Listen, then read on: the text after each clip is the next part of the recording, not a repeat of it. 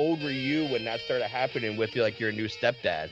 I Was was he your 5 years stepdad? old. Yeah, yeah. He ended up being my stepdad, and I Oh, was 5 years old. And so it went on until I was 11.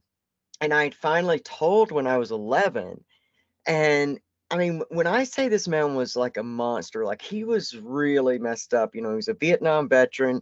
He had gone through a lot of abuse in his own life, seeing his mom murdered and different things. So, like, there was a part of me that felt sorry for him. Like, as a young child, I felt sorry for what he was doing to me because I knew that something wasn't right. But he was a man that you had to be, you learned to fear for your life because he could snap out.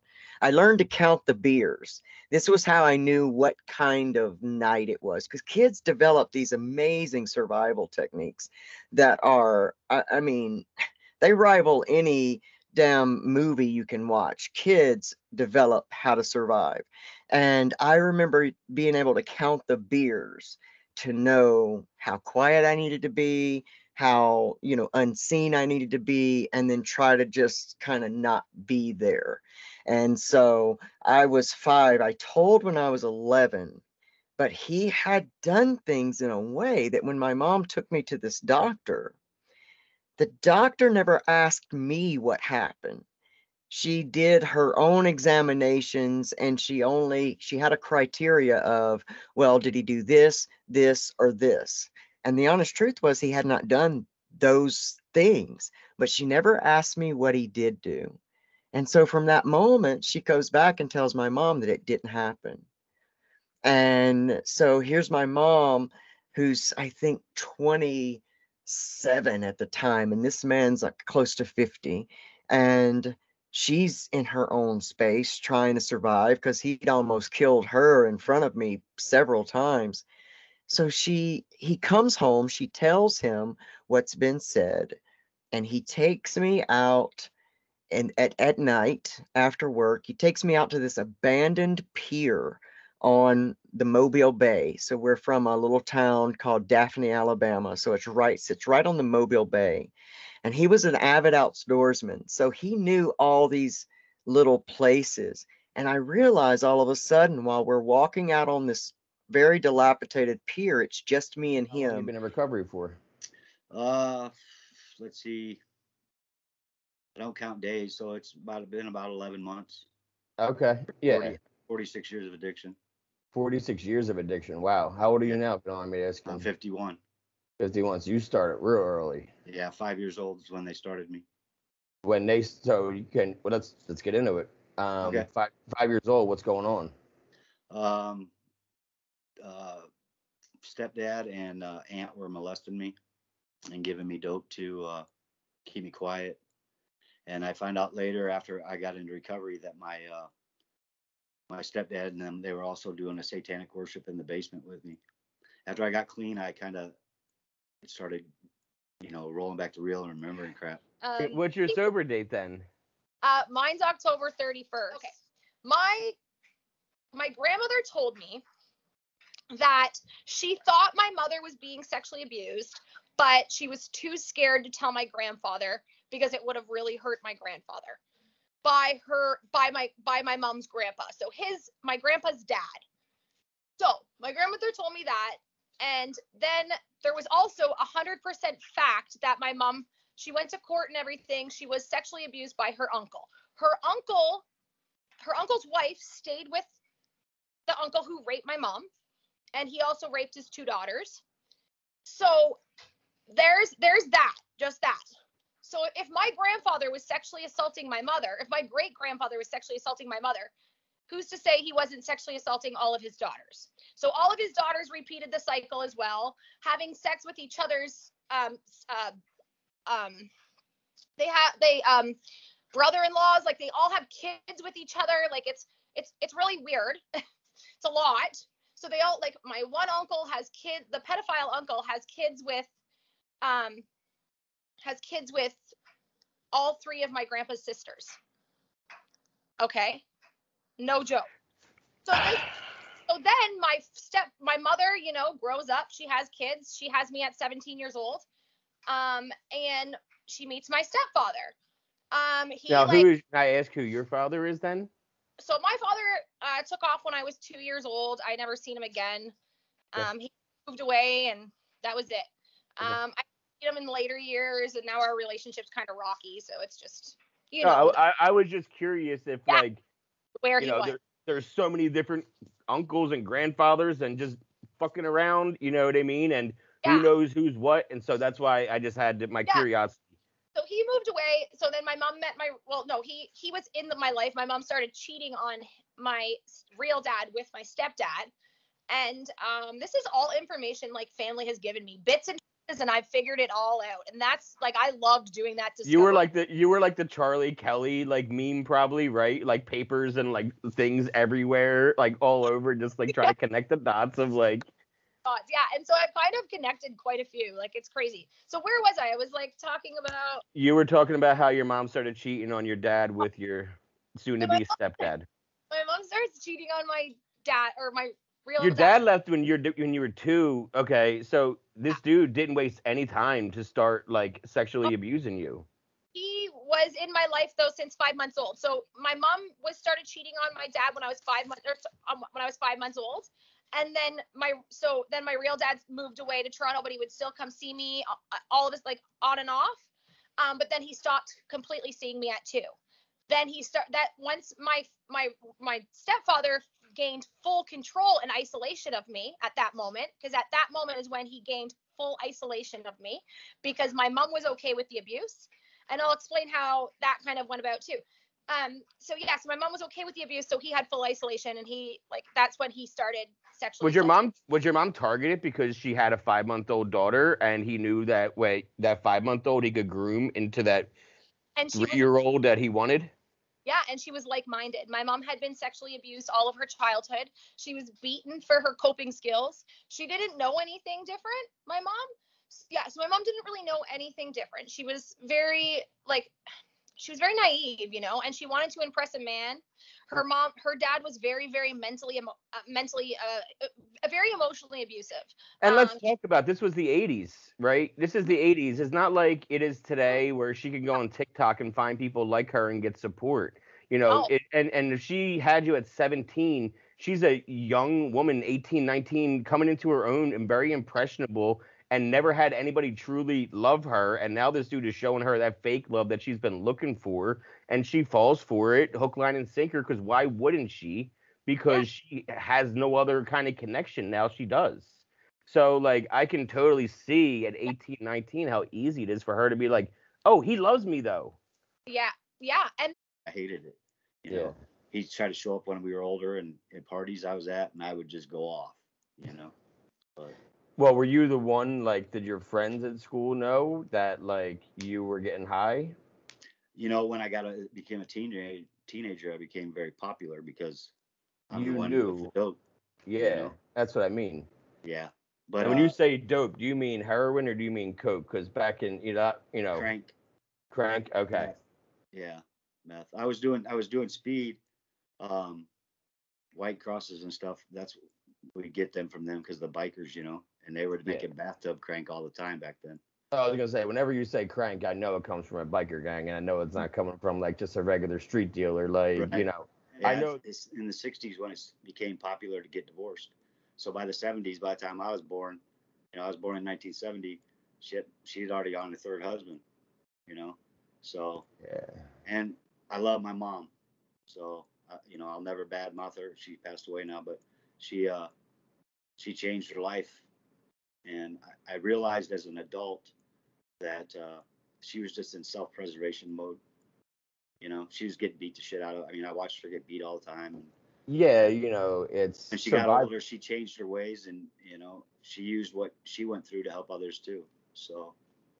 Yeah. That's amazing. I'm sure by the time she got sober, you were like really in the thick of it though, and just not ready, right? Is that what it was? Yeah, I mean, it was too late. That's like around 13 is when my stepdad, who I call dad, came into my life. He was a drug and alcohol counselor, and by the time he hit me, came in to my family, it was too late then at 13.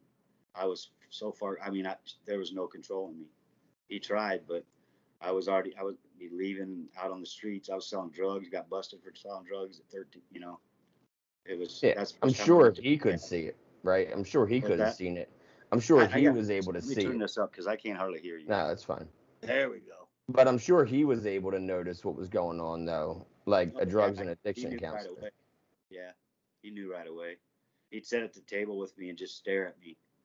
And I'd be like, what the, and he's like, eyes are the window of the soul, you know? And he'd stare at me for hours trying to get me to talk to him, but I wouldn't. I was, I was beat, molested after the aunt and uncle, or the aunt and stepdad. Then I had another guy mom married doing it immediately for 3 years. It was just like I had a target, you know? I think there's like a vulnerability thing almost is from what I've heard from people because it didn't happen to me, but like from what I've been hearing from people I talk to all the time, it's almost like you have that like secret and it's like your eyes are the windows of the soul and it's almost like you're hiding something and the predators pick up on that. It's like a scent. I don't know. I think it was, I really had a real good relationship with my mom. I really loved her. It's kind of distorted when I was a kid. And I think that's because she was beat and I was always trying to protect her, But Yeah, I I mean that's not even your job, no, at that age. but that It's was they threatened my mom. yeah. They say if you tell your mom, we're gonna hurt her or whatever. And so I guess I don't know. I was trying to help her. Yeah, because you don't want her to get hurt because you've seen her already get hurt, and now all you have to do is tell this secret, and she's definitely going to get hurt. Yeah, That's a lot for somebody to even deal with, even if they were in their 20s and had a full mind about them to try to figure it out, let alone barely a teenager or a right. 10-year-old. So like when you left at 13, you got arrested at 13, you said, or rehab? Popped in school for selling pills, you know. And then that principal pulled me in the office and freaking strip searched me naked, alone. That what I'm saying. So it was like, here I go again, and Yeah. it was yeah. I mean, I've never actually been in jail, never been arrested. My At 13, I met my real dad for the first time. He was a biker and one of the biggest cooks in our area for meth. And he shot me up with meth the first time, and was trying to teach me the family business, And he always told me, he said, if he said you're going to be a criminal, he said I'm a criminal, your grandpa's a criminal, everybody's a criminal in our family. He said, but be a smart one. And I never seen him spend a day in jail. I never see him go to work one time, but he always got a check from a construction company every week. And you know, I don't know. Yeah. It's actually, I think it's because mom's prayers and my grandma's prayers. It's not because I was smart, Definitely wasn't a smart criminal, but always Yeah. was. Yeah, I mean, you were smart enough to, have like your head on your shoulders while you were doing things. Probably it sounds like you would everything you did, you thought out. And I had other people doing the footwork. Oh, okay, I see. You know what I Well, mean? because yeah, I mean, if you're 13 and you're already bringing, drugs into school, then you're going to be king shit to anybody your age, and they're going to be like, "What do you need, Foster? I can do it for you. I just want to be part of your circle." All of Yeah, a sudden, you're accepted by people, right? yeah. Every clique in Yeah, school. yeah. And what were the pills back in the 70s that people would be buying in school back then? I Because was selling today it's Christmas trees, little speed. They're green greenies. with white and green beads in them. I don't know. Yeah, they're speed. Christmas. Okay, yeah. I've heard of like the expression greenies. You're a young child who doesn't know any better and no one's telling you any different. So obviously you fall in love with the man. Oh, he was my boyfriend. Like Yeah. this is a touchy one because for me, like, I really did. I still love him very much. Like, it's so hard to even explain that because he was the first person I ever loved. And he actually treated me with respect. Like, and I know that sounds crazy, but like, there was, in a world where nobody loved you, like, my mom was very mean to me. She built up a lot of jealousy and resentment because of and in a world where nobody cared a stitch about you, he did, and he was very gentle to me, and everyone thinks, oh, sexual abuse is harsh. He was gentle. He was There very are and there are harsh ones, and then but there's the ones that like yours that become way more confusing for a young girl who doesn't know any different, especially as you're. And this went on from you said 3 to 15. So you're hitting adolescence, and you're hitting adolescence, and when you're discovering boys, you don't need to discover boys. This person's already treating you like the movies did. Well, And I got to experience dating teenage boys because I was having sex with a grown man since I was a little girl, that when I got to experience teens, I was like, I don't want these teenage boys, you know, like yeah, I and they won't know what they're doing. so I started seeking out old male attention, you know, because that's what I knew. And I was like, I don't want these I never really got to experience that teenage, you know, crush like my son is experiencing right now, you know, like he's got a girlfriend and it's like cute. And I was right into a male relationship right out of my abuse, right to a 20-year-old man. So I have to now we're going to get into where my show really is more about is when did you discover drugs and alcohol during this stage, during these? So there's a whole other story. We have plenty of time. So my brother and I started having sexual interactions when I was 10 years old because I didn't know any different. So I started having sexual interactions with my brother at 10. He was 8, and that continued till I was about 12 or 13, maybe even 14. But he and I ended up going to a party one night, and we were really close. Like, we were actually, you know, a good sibling relationship. Other than that weird shit, we were actually pretty close. And we ended up going to this party, and some guy I knew, I was 15, 14 or 15, maybe 16, but no later than 16 for sure. But we were at a party, and this guy had cocaine, and he was like, gave us some, and I'm like, I didn't give a fuck about myself. I had been doing ecstasy already with my friends. So I was like, this is my drug of choice. So he gave me a line of cocaine. That night was the first time I had ever been able to talk about my abuse in my life. So my brother and I sat there, and we cried to each other and like hugged, and like it got me, you know, it just got me. And it hit me hard that night, and I'll never forget it. You know, it was the first time I was able to open up and actually talk about what happened to me.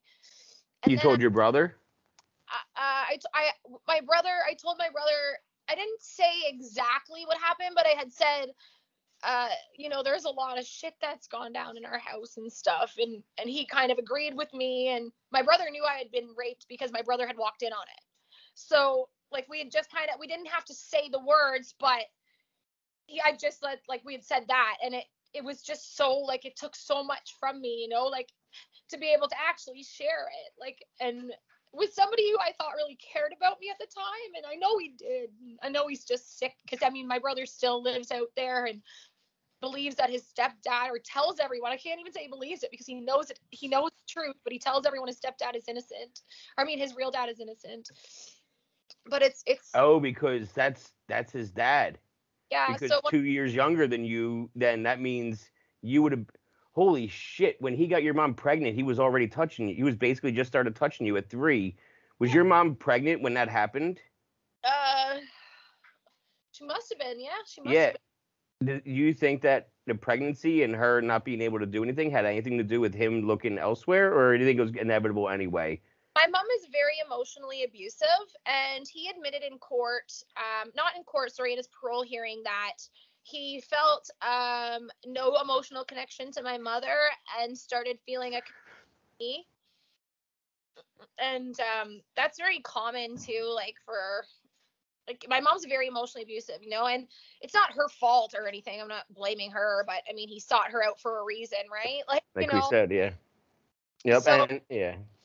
yeah, and I mean, yeah, he said that in court, you know, and he also explained that something else he said in his parole hearing, sorry, was that it was like an addiction. Sexual abuse was like an addiction. He said once he started, he couldn't stop. He just couldn't stop. And so is he in jail? No, he went to jail for 4.5. Well, he got 4.5 years, served 3.5 years, because we have Canada is so fucking easy on pedophiles. It's a joke. Like it's that's another thing. Like it makes it so hard for us to want to come forward as it is, and then they get like nothing, and so it's like, is it even worth it, and it makes it so hard on us. Yeah. Well, okay, so you do cocaine that night, but you had already done ecstasy. I know you're like my age. I know how big ecstasy was in high school, like 15, early 2000s, late 90s. It was the thing to do. Here And, it's just me and him, and I can't see lights, and there's nobody around. And he walks me all the way to the end, and he gets down on his knees, and he just begins to cry, and he starts telling me that he's not doing this to me, that someone must be breaking in my window at night, and that he would never hurt me. And my internal instinct was like, I better agree or I might not come back from here. And so in that moment, I mean, I just remember going, you're right. Somebody must be breaking in at night. And, and you're right. Because I just wanted to go did back. he ever do it again? He never did it again. He I tried a few times, but he never did it again. I think he definitely got scared. Yeah. I think he definitely got scared and realized how lucky he got that he skated out of that one. Yeah. And I think he realized you're not just some dumb 5-year-old girl anymore. Yeah. That you're gonna talk. Yeah. And I better stop this or she's gonna keep fucking talking. Yeah. And I say I'm not being disrespectful. No, I get it. In the moment. No, for sure. I'm all about pronoun. Like you can see behind me. Like, so like all about. But anyway, I can but that's totally. Who I was then. Yeah. How long did they stay together after that? Not very long, but Okay. they didn't leave for me. I had a small sister that my mom had with him, and she was 6 years younger than me, and she had been standing up on the table and flipped off the back and hurt herself, and there had been an incident like that a few months before, and he told mom, don't touch her, and she ended up having a broken collarbone, and she had to lay there all night with this broken collarbone. And my mom vowed never again. Well, this big day, my sister flips off the table again. He yells at my mom not to touch her, and my mom stands up. She's had enough. And she stands up, and then the shit really hits the fan. He throws this bowl of mashed potatoes, then he gets up and he comes at her. My mom's about 5 foot, all of 5 foot. I think at that time she weighed 97 pounds, and he was a 6 foot tall man, big man. And I just remember him bearing his fist back and hitting her twice with 2 like roundhouse rights. And I just remember her standing there and her just taking those punches and never moving, like she had had enough. And that's the day that we left. And after that, I mean, that was probably a year that we went to my grandparents' house, and we would sleep in the hallway because he would leave bullets in the mailbox with our names on them every morning. And he was such a, he was a special forces guy. So we were in constant fear for the longest time. And I'm pretty sure that's why my mom got married again pretty quickly after that, because my grandparents just kind of said, yeah, y'all move here, and then they left. Yeah. That's it. Like, yeah. And so we got 4 walls and a roof for you guys. That's it. Here you go. But that wasn't long after though. So like the whole entire like the pier incident to that incident, how long do you think that was? I'd say that was maybe, gosh, looking back on it, maybe it was 6 months. Do you think that had anything to do with, think about the, but no, but I know, but do you think, I don't know. Because, I look into things like, I wonder about the sexual tension, not sexual frustration. Yeah. Because his, usual thing that he's playing, you know what I mean? Like, is not there. And then, so he's getting more and more frustrated and upset. So there's a boiling point that you hit. Yeah. Never thought of it that way, man. That's a great point, because, I always looked at it from like my mom's point of view, but I never looked at it from like his point of Thing view. I've ever been through. Addiction was harder than the abuse. It was harder than the abuse because the abuse I didn't know was hard. It was just normal. It was life. Um, but the addiction it was horrible. And like, I don't wish it on my worst enemy. I really don't. It's horrible. So you do coke that night. You had already done ecstasy before. You do coke that night, and I think I heard you say that coke is or was your drug of choice. Mhm. So what was it about it? Was it the fact that you could finally talk, and Yeah, it helped you not to be like were you like a really quiet girl before then? not at all. I was very, very like this. Like I was very vocal about everything, but I was told that I could never talk about that. That was so ingrained in my head that I couldn't talk about it. And you know, my mom, my mom never talked about her abuse. You know, I knew that her aunt was still with her abuser, but I didn't um she never talked about it with me ever. It was never talked about. So I just knew I didn't talk about it. It just I didn't talk about it. Like it was just so ingrained in our heads to not talk about it. And it really it's reminded of you daily, you know, and how they treat you. Like I was only getting attention from my stepfather. Remember, I brought that back. I mean, I brought that up before, and he was the only person giving me attention. So if the only person was giving me attention now is mad at me, I'm not getting attention from anyone as a child, you know? And he would give me that, like, yeah. He would give you the cold shoulder like you were his girlfriend and make you feel bad about it and make you come back. Yeah. It's so fucked up. Now at 15, it stopped. Did it stop because you finally went to jail because of it, or No, did it stop because you got too old, or did it stop because you found somebody new? well, like, I guess I aged out, you know, in a sense. Like, he would have kept having sex with me had I have said yes, but I just started pushing away, and he got scared of me telling, so he just left me alone. He would bug me sometimes, and I gave in. Like, I moved out across the street to my aunt's house when I was 15, and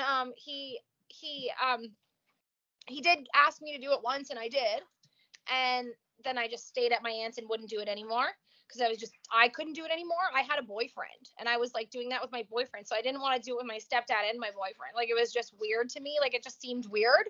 I couldn't understand why it seemed weird, but it did. And then I know I'm saying that, and I'm saying that so genuinely because it I seemed. know, I know. That's the only reason I'm laughing is just because of the way you said. Like, it seemed really weird that I would go from like having sex with my boyfriend then my stepdad. I don't know what it was, but it was super weird and awkward. I don't know why though, JD. I'm telling you.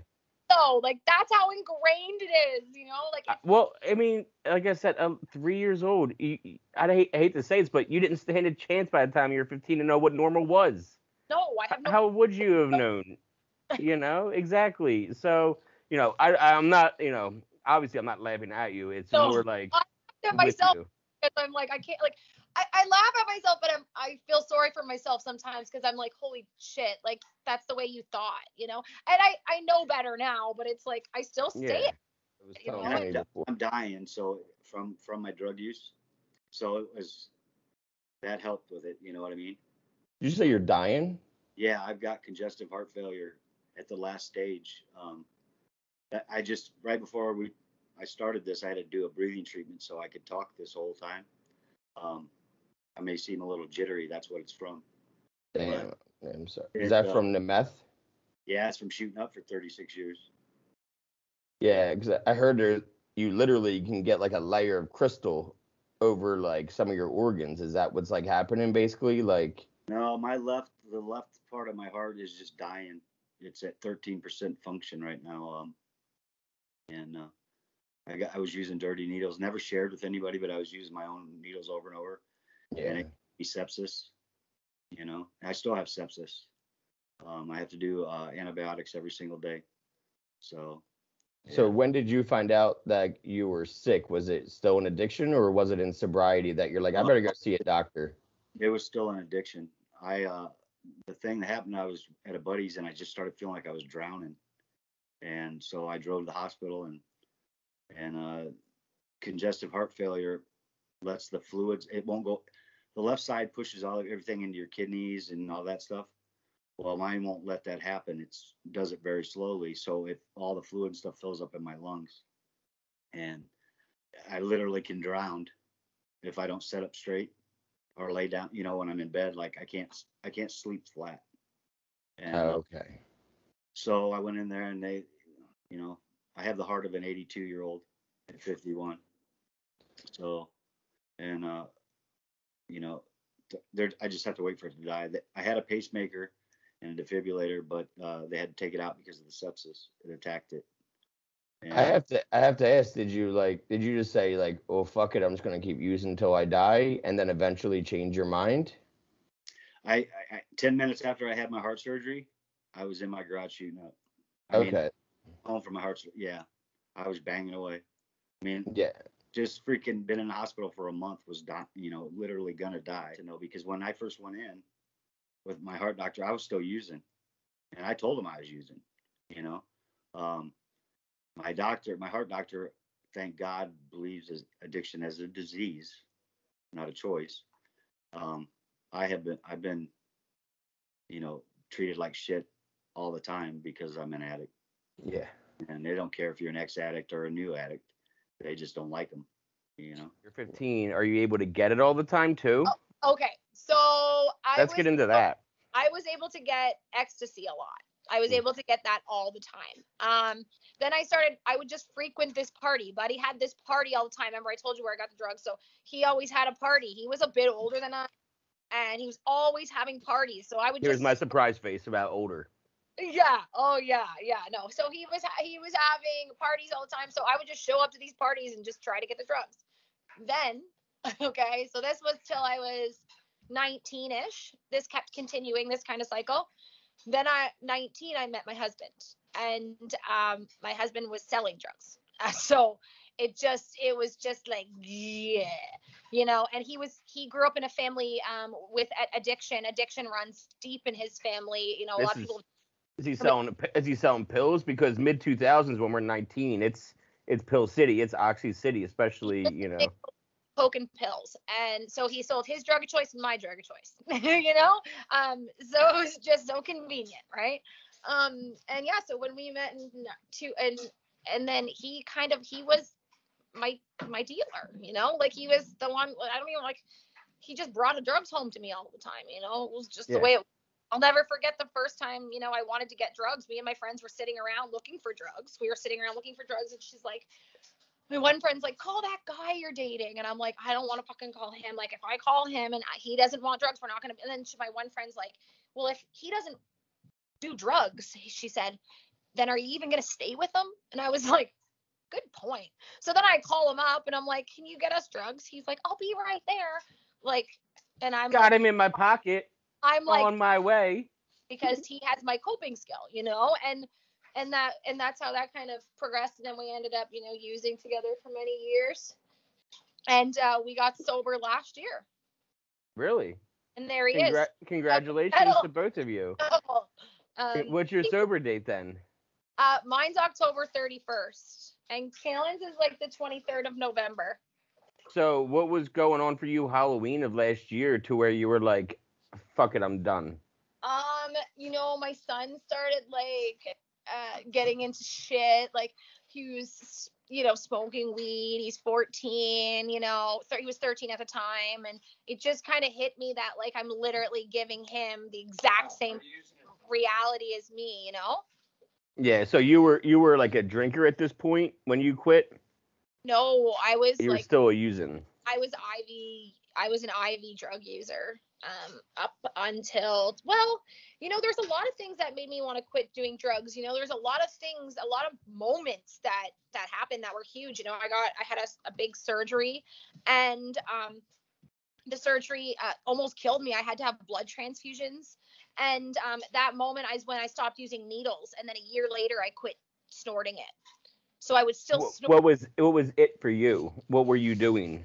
Oh, cocaine. Still coke. Okay, so Always right. always coke. You weren't holding down regular 9 to 5s during this time. Were you just selling the entire time? No, I did hold 9 to 5. I was one of the managers at one of the largest refineries in the country. Yeah, I did. I was making 6 figures.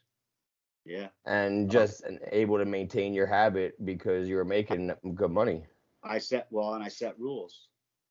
I set rules. I did it a certain way every morning. I got up. I did this thing. I went to work. I came home, did whatever I was going to do. Then I went to sleep. I slept every night, you know. Um, I'm not saying it didn't ever cost me anything. It cost me a lot, you know. Yeah. Well, Uh, yeah.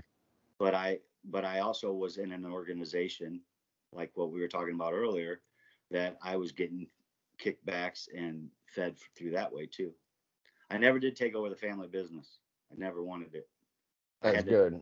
I went out and milked the cow for him, is what we called it, sucking anhydrous from tanks. But I never did, as an adult, never did do that. You know, I'm not You saying just yeah. I thought of it, but 25, It, 25 years for an ounce of dope does not entice me. is that that's why you didn't want to get into it? Is because you didn't want to get caught up and go to jail for it, I not just, when you could I have a didn't, job. I don't, I didn't like to me, even though I needed it, I didn't like the dirtiness of it. You know what I mean? I didn't let scumbags come to my house every night, all throughout the night. I didn't let, now I'm not talking like a normal, I don't know how you want to say it.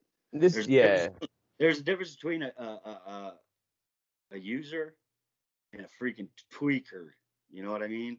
Where he's up all day and he's freaking doing this through the blinds and all over the place. You see them on YouTube where they're acting stupid and weird. Yeah. I just didn't let them people around me. Bikers don't do it that way. They're not Yeah. allowed You to. were isolating. You wanted to be in your own environment with Right. if Controlled it. you're yeah. Hmm. Because you were making all these rules, and I was a functioning addict for over 10 years, doing pills almost every day. Hmm. So I know about the rules thing. I know how you have to set rules for yourself to remain functioning and to remain, on the up and up to everybody else. Right. Yeah, Um, you still have to. I mean, I had in that job, I would wear $1,000 suits, and I'd have freaking meetings and dinners with people from across the Middle East that had come over, and so I had to present myself the correct way. but you came forward when you were 21. Is that when he caught charges and had to go away for a little bit? Yeah, so he when I was 21, I told the police I was sexually abused. He had 4 other victims also come forward. That was And the ticket then, because your mom's telling all these people. I was wondering. I was about to ask you. Your mom's telling all these people, no, no, she's a liar, she's a slut, blah blah blah. But really, 4 other girls are like, nah, nah, yeah, yeah, okay. and like he had got my mom's friend pregnant, like all kinds of stuff, like this guy was trying to have sex with my grandma. No joke. My mom's mom, he tried to have sex with her. My How do aunt, how like do this you try to how do you go for like the oh my god. right from 3, he was There's there sex addiction. it's a sex addiction. That's a straight up what it is. It doesn't matter. It's not even about the age at that point. It's about just the act of fulfillment. Yeah, And because that's all it is at that point. And yeah, you need therapy, bro. You need to work on that. it was his like toy, at the end of the day. I Literally, I like was willing. uh, yeah, like you 3 years old, you can almost wear American Girl dolls, you know what I mean, like outfits, because you're still small. You are a fucking toy. Like Oh, that's disgust. Like it's absolutely, we know it's gross, we know it's oh, disgusting, but unfortunately that shit happens and it's still happening. And that's why, and I'm gonna get to this now, when did you decide to be like, I'm gonna put this on TikTok? oh. So I've always been like since I came forward when I was 21, I've always been very vocal about my abuse. But like I But you were on drugs, so like people were still like, yeah, but she's high, so what are we doing? exactly like she doesn't mean shit because she's still high. Like Well, there's and Yeah. really nothing. me, it was a part of life. It was just something I had done ever since I was 13, and I'd been doing drugs before that. So to me, being sober and clean is fucking totally odd. I still to this day I don't know how to do it. I have no, I mean I don't. I get emotions that I have no clue what they are, and that sounds stupid, but it's true, because everything for me back then was anger. I was pissed off at I get happy, I'm angry because I don't understand why I'm happy, so I get pissed off. I was pissed off at the world, and I mean if I didn't know how to be with a woman right, I didn't know how to make love, whatever you want to say. I mean, I could tag him and bag him all night long, but I didn't know how to treat him. You know, Yeah. everything was twisted. So getting clean, and my wife overdosed upstairs in my bed. It hasn't even been a year. It will be October 10th. And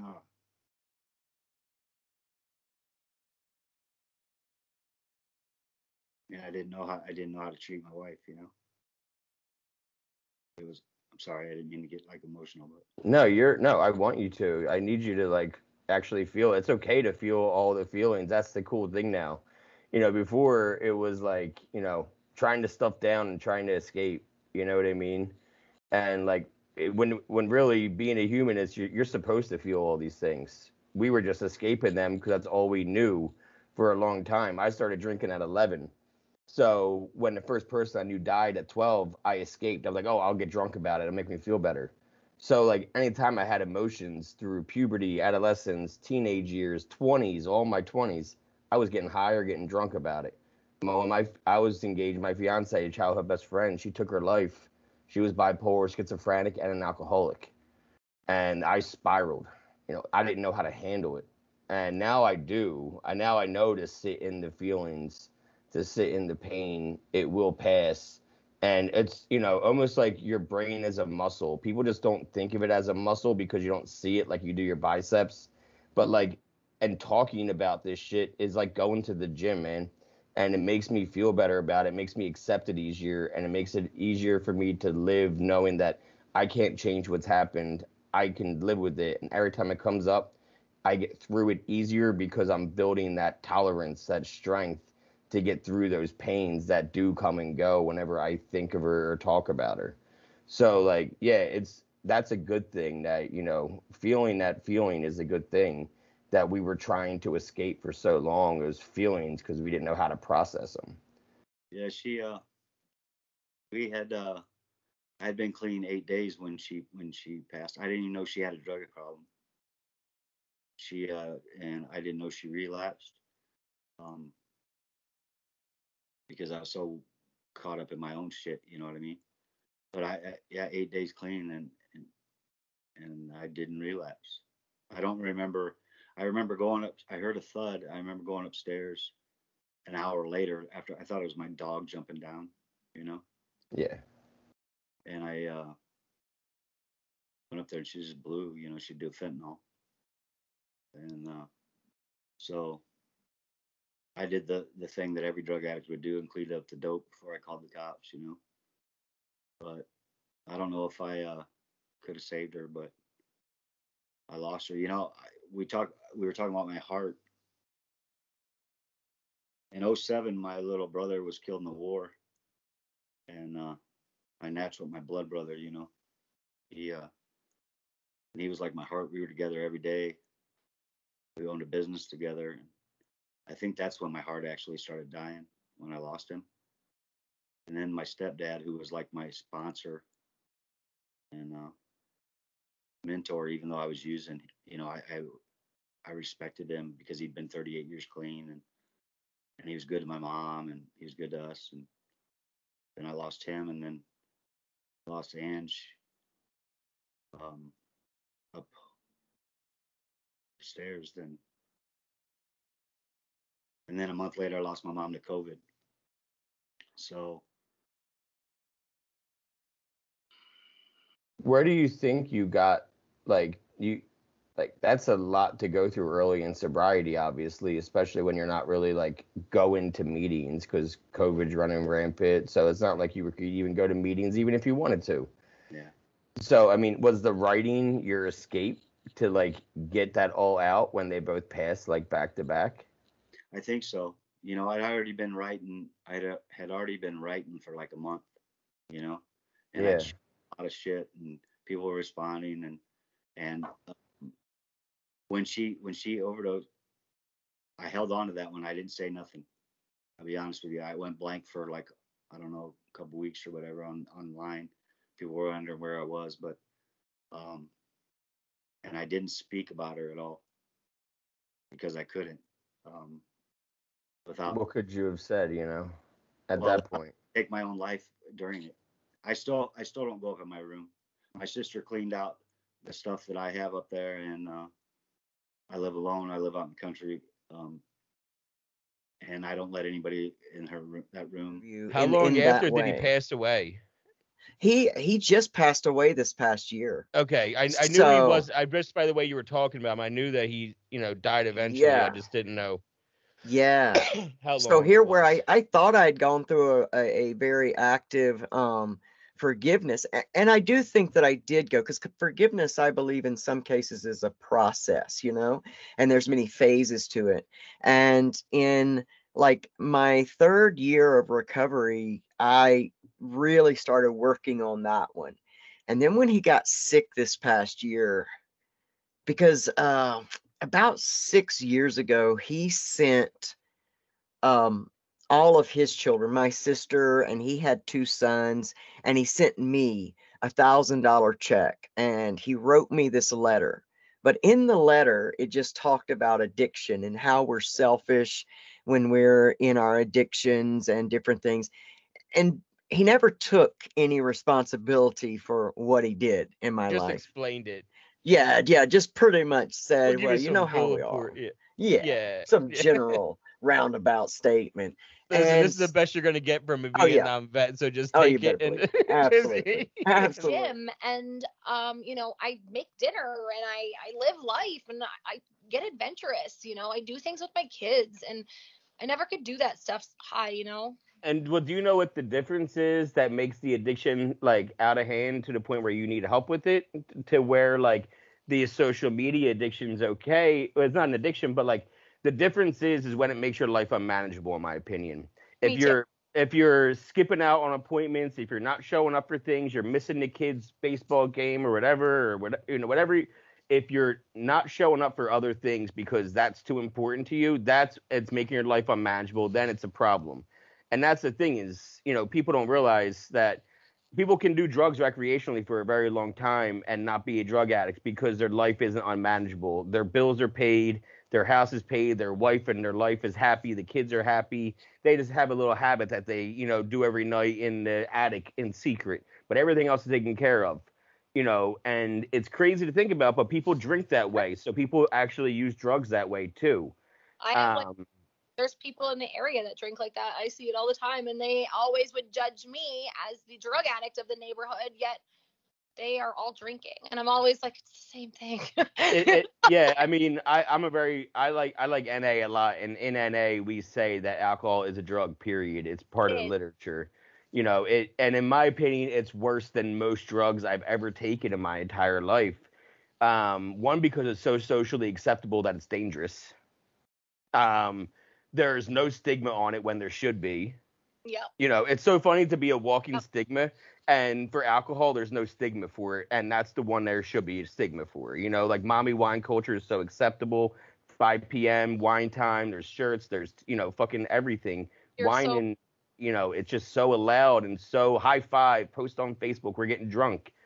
Yep. You don't see people post on Facebook, hey, I just snorted 3 big lines, motherfucker. Like, you don't see that shit. You might get the text from your buddy, but you don't see the post. But you do see the wine glass. You see the wine glasses set up on the counter, with the bottle poured out into 2 cups. And I read somewhere that alcohol has ruined more families than most drugs. I don't know if that's still. It is. I'm sure it is. I'm sure it is. I exponentially went higher during the pandemic. Around our area in rural PA, it was selling out liquor stores. You know what I mean? Yeah, I meant the epidemic. I mean, like after the oxy use, I don't know if it's probably. Well, fentanyl killed 78,000 people in America last year. That's a crazy number. But I used to do stand-up comedy, right? Wow. And I always talk about how I had this joke about weed, because I use cannabis in my recovery. I don't smoke it. I literally went to a rehab in Los Angeles to learn how to change my relationship with it so that I use it as a medicine. And now, what's that? Same. Oh, you use cannabis too? Yeah. Okay, so weed to me is always the innocent bystander. So when you watch the show Cops, everyone has seen the show Cops at least one time. When you watch that show, weed was always there. They always talk about weed being there, but it was never hey, my husband just smoked a blunt, now he's hitting me. That was never the phone call on cops. It was he's been drinking or he's been doing drugs and now he's hitting me. Then the That's cops come and they arrest everybody. They go, oh, and he has weed too. Weed was the innocent bystander, just hung out with the wrong people sometimes. yes, you know, that's true. but it's not the problem. It's not causing families to go down. People aren't getting high and hitting their wives or getting high. It No, doesn't happen. It's alcohol, and because it's so acceptable, and because it's so like, let's go party. It's a right. It's like a rite of passage it to is. get It is. It is. And it's on. so Yeah. So, did your mom get to at least see you sober before she passed? No. Talk to you sober? Um, Like to know that you were sober and you stopped? Or is it not something that you publicly announced because you were afraid of relapse? the last time of my mom's life, I kind of isolated away from her, and I think it's because of my heart. I was sick, and she would grieve because I was sick. She'd already lost her other son, war, and I just could see the sadness on her when I was around her. And the last time I saw my mom, um, was I broke through security at the hospital. I mean, I fucking they said you can't go in, it's COVID, blah blah blah, and I went through them, and got to her door, and she looked at me and went, stop, and they said you can go around and talk to her outside. The window was on the first floor, and I just said, I love you, ma, and she had a stroke next day or something like that, and it took out everything, and she lasted 6 minutes after we took her off the ventilator. So mom didn't get to know that I was sober. But she Um, knows now, depending on whatever you believe in. I'm a spiritual I person. I'm not a religious person. Me neither, but I'm a Uh, person. you're what? I'm a godly person, not a religious person. Yeah, I mean, I always say, and I say it all the time, that spirituality is for people who've been to hell. Religion's for people who fear hell. I Yeah, don't fear hell. We've been there, man. yeah, We've been there and back. So I believe in something that's greater than us. You yeah. know,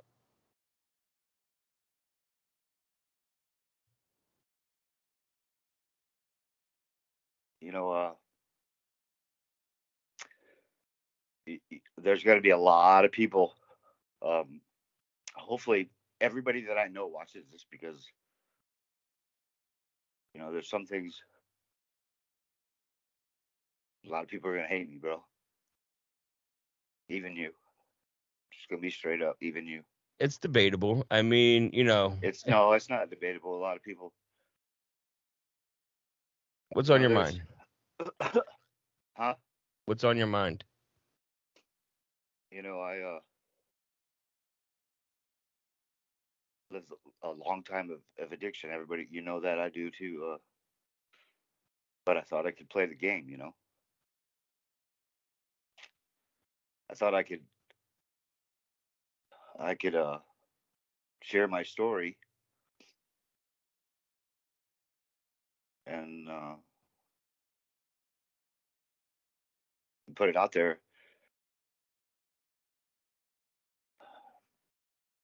and still use, you know.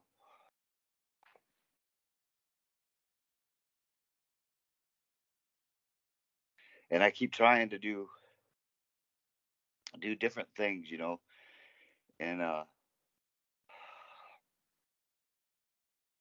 in recovery and with people and trying to,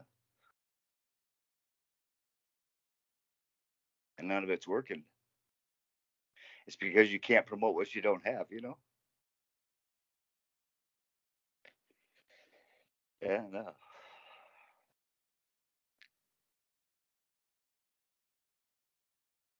Did you Just relapse? oh yeah, a long time ago, brother. How long ago? Uh, Probably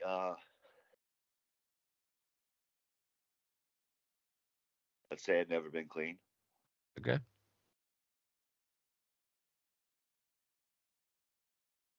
I don't hate you. I don't hate you, and I can tell you why, man. Because you're sitting here and talking about it. You know, there's a difference with intentions too. You know, you have the intention. It's you're trying, you're working on it. You're putting your story out there, and your story is not an easy story to tell. People respect you just because you have enough balls to even open your mouth to talk about your story, dude. I know and I'm talking people as in me. Like, I have never had to live in your shoes, but I know people who have had to live in your shoes. And I know how difficult it is for them to even talk, openly, one on one, in a private session with me. And I'm a very easy person to talk to. We know this. And I have people that open up to me all the time about trauma and shit that's happened in their past and their childhood. And they have a tough time even talking one on one with me, let alone you're on the internet, bro, and you're talking about some of the most traumatic shit that I've ever heard in my fucking life. Like, literally, the first time you were on my show, within the first 2 minutes, you told me about your story, and I said, okay, let's get into it. Like, it's something that's never going to leave my head, but not in a bad way, in a way that's going to be helpful and useful for others. There is somebody that I've been talking to lately. They come, or we talk on the phone or on the internet. They're local. Very similar story to you, man. And it's a girl, so it happens with them more, obviously, but still, and never even can talk about it with anybody. Nobody knows. It's one of those things where it's like just shoved deep down, and it affects her recovery where she can't even get to day 2 or 3 because it's just a constant thing in her head. And keep saying, the more you talk, the more you talk. So man, I don't hate you at all. I respect you even more for even just saying something. And you have the want, you have the intention, you want to do this. It's not like you're sitting there and you're fucking tweaking out all day, are you? No. I mean, Okay. it's my no. I mean, I will go. I'll go a week or so. And then and it's like, and bro, I want to help addicts so bad, but I can't seem to help myself. And it, and I'm not trying to make excuses or get people to feel. That's not what it's about. I just You want it to come clean. It's been yeah, I just had to because I I want I want I feel that I'm supposed to be doing stuff to help others, and this is where I'm supposed to be, but I can't I can't do that if I'm not all right. And I can't figure out how to get all right, JD. That's the problem. yeah, and that's the other thing is too, man, is you are still talking. You are still, like, it's not. This is the first time you've talked about this, though, right? This is the first time you're opening up about this. Oh yeah, most definitely. Yeah. Matter of fact, I was asleep. I've been not feeling good all day, and I was asleep, and I woke up and I said, "Man, I'm supposed to start a program on Zoom, recovery program on Zoom on Tuesday, and then I'm supposed to start a podcast." And I'm like, "How in the heck can I do this? I'm living a lie, you know?" And and Is it still only meth, or is there other yeah, substance? yeah, it's not Okay. progressed. Well, I mean, what can you progress to, really?